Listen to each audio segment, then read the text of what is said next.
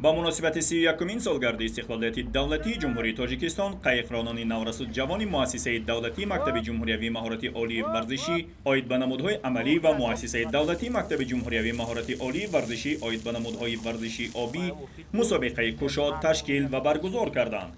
در کل جوانان شهر دوشنبه دست پروران این دو مؤسسه از روی دو نمود قایقرانی و کانوی یک نفره با هم نیرو سنجیدند.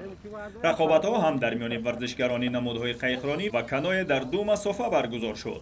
نورسان جوانان در مسافه‌های 100 متر و 250 متر رقابت کرده بهترین ها را معین کردند.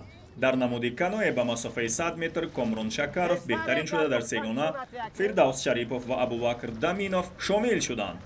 در مسافه 250 متر در همین نمود رجبوف محمدی، جلالالدین صابیروف و شکروف شهرت در زینه‌های یکم تا سیوم قرار گرفتند. در نمود قایقرانی در مسافه 100 متر عطاالله‌زاده ابوبکر غالب، سیدوف کرامت الله و عزت الله زاده ابوبکر زینه‌های دوم و سوم را به ترتیب صاحب شدند. در مسافه 250 متر قایقرانی محمد صابیروف سزاوار جای یکم، عبدالبصیر و حذیف رسولوف ها جایهای دوم و سوم را به خود اختصاص دادند.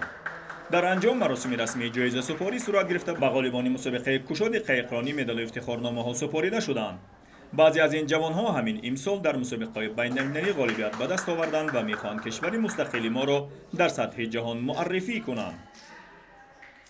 سال 2022 در دو مسابقه جمهوری اشتراک کردیم، در ازبکستان و در فدراسیون روسیه که در آنجا 13 دولت اشتراک میکردند و جای اول را اشغال نمودیم. این غلبه هایم را به جشن استقلالیت میبخشم و در آینده میخواهم که پرچمبردار ملت تاجیکستان شوم.